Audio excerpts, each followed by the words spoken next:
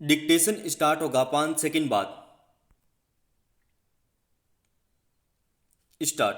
इससे बड़ी विडंबना और क्या हो सकती है कि जिन स्कूलों में बच्चे इससे विडंबना और क्या हो सकती है के लिए स्कूल उपलब्धता नहीं हो। अगर आज़ादी के 7 दशक के बाद भी देश के ज़्यादातर राज्यों में यही स्थिति कायम हो तो अंदाजा लगाया जा सकता है कि इस मसले पर नीति निर्माताओं और उन्हें अमल में लाने वाली संस्थाओं की कार्यशैली कैसी रही होगी।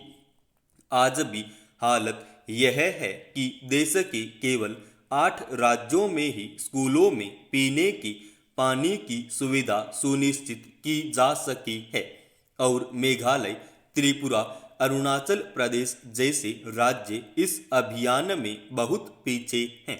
बाकी राज्यों में भी इस मामले में स्थिति चिंताजनक है।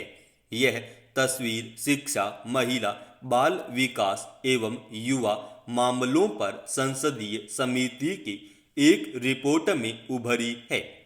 जाहिर है यह स्थिति स्कूली शिक्षा व्यवस्था की बेहतरी के लिहाज से बेहद अफसोसजनक है।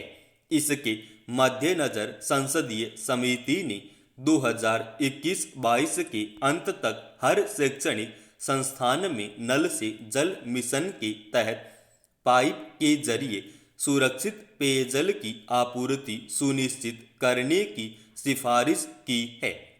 समिति ने शिक्षा मंत्रालय से यह भी कहा है कि वह इस संबंध में ग्रामीण विकास मंत्रालय और जल शक्ति मंत्रालय के साथ समन्वय करे। यह एक सामान्य सा तथ्य है कि जिस स्कूल में बच्चों को पीने का साफ पानी नहीं मिले वहाँ न सिर्फ उनकी पढ़ाई लिखाई बाधित होगी बल्कि सेहत भी बुरी तरह प्रभावित होगी। और देश के सिर्फ 8 राज्यों को छोड़कर अगर बाकी राज्यों में सरकारें स्कूलों में पेयजल की व्यवस्था नहीं कर पा रही हैं तो इसे कैसे देखा जाएगा, जबकि शिक्षा, स्वास्थ्य जैसे क्षेत्र किसी भी सरकार के प्राथमिक दायित्वों में शुमार किए जाते हैं।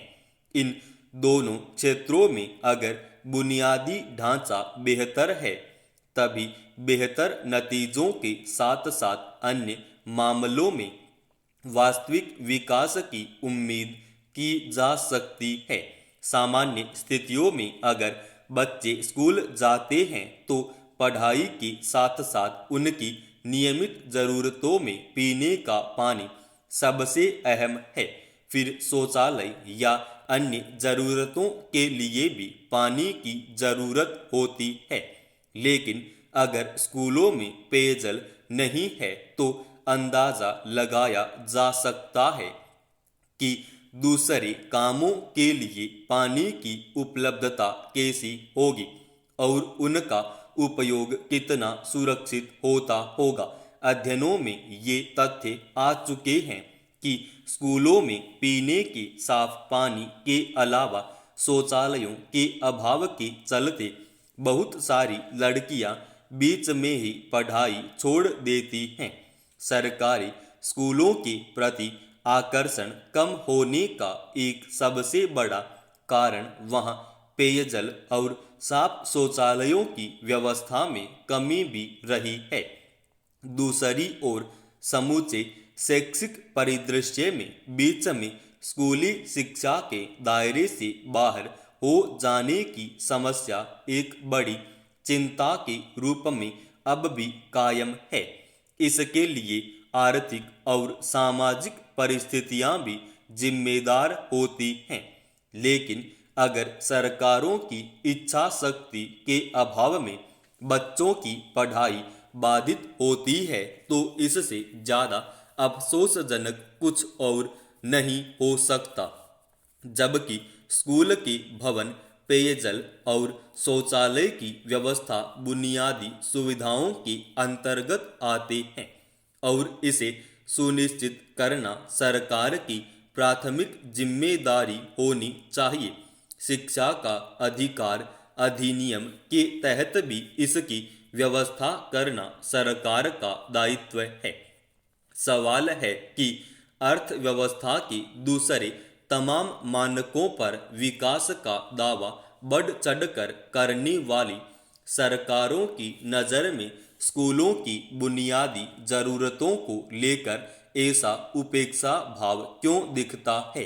क्या इसकी वजह यह है कि सरकारी स्कूलों में पढ़ने वाले ज़्यादातर बच्चे कमज़ोर आर्थिक पृष्ठभूमि से आते हैं और उनकी ज़रूरतों की आसानी से अनदेखी की जा सकती है? एक सभ्य समाज की पहचान इस बात से भी होती है कि उसमें बच्चों के साथ कैसा व्यवहार होता है, वे खुद को कितना सुरक्षित महसूस करते हैं। इस पैमाने पर हम सदा से पिछड़े नजर आते रहे हैं। कहते हैं कि समाज में शिक्षा के प्रसार से हिंसा और अपराध जैसी घटनाएं स्वतः कम होने लगती हैं।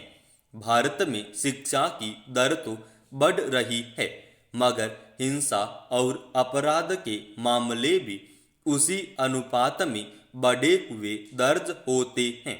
सबसे चिंता की बात है कि भारत में बच्चों के साथ हिंसक व्यवहार उनके अधिकारों के हनन पर अंकुश नहीं लग पा रहा। नए आंकड़ों के अनुसार पिछले साल रोज करीब 350 बच्चों के साथ आपराधिक घटनाएं घटी।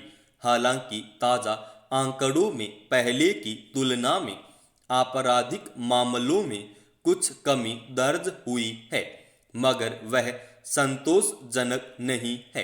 कई मामलों में बच्चों के साथ दुर्व्यवहार की घटनाएं बढ़ी हैं।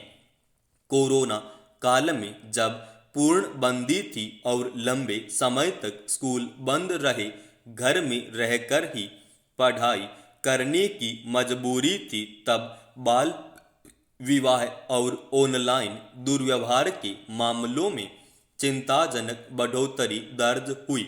हालांकि अध्ययनकर्ताओं और राष्ट्रीय अपराध रिकॉर्ड ब्यूरो ने इसके पीछे बड़ी वजह कोरोना काल में हुई बंदी और कामकाज के ठप पड़ जाने, परिवारों के सामने आर्थिक संकट खड़ा हो जाने को माना है।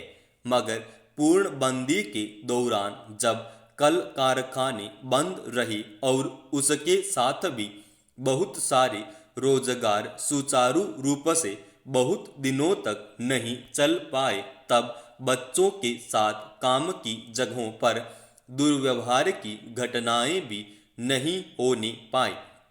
इसलिए आंकड़े पहले की तुलना में कुछ घटे हुए दर्ज हुए। बंदी की वजह से बच्चों को घरों में बंद रहने पर मजबूर होना पड़ा था। ऐसे में उनके माता पिता का अनुशासन और हिंसक व्यवहार कुछ अधिक देखा गया। यह खुलासा बंदी के दौरान हुए अन्य अध्ययनों से हो चुका है।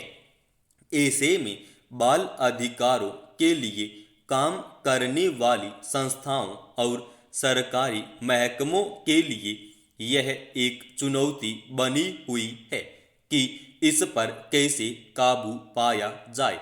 यूं बाल अपराध, बाल अधिकारों के हनन, बेवजह प्रताड़ना, बाल मजदूरी आदि के खिलाफ कड़े कानून हैं, मगर उनका कितना पालन हो पा रहा है, इसका अंदाजा ताज़ा आंकड़ों से लगाया जा सकता है।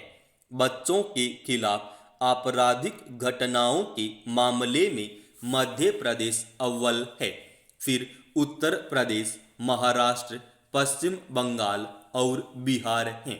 भारतीय समाज में बच्चों के प्रति हिंसक व्यवहार एक आम चलन की तरह देखा जाता है।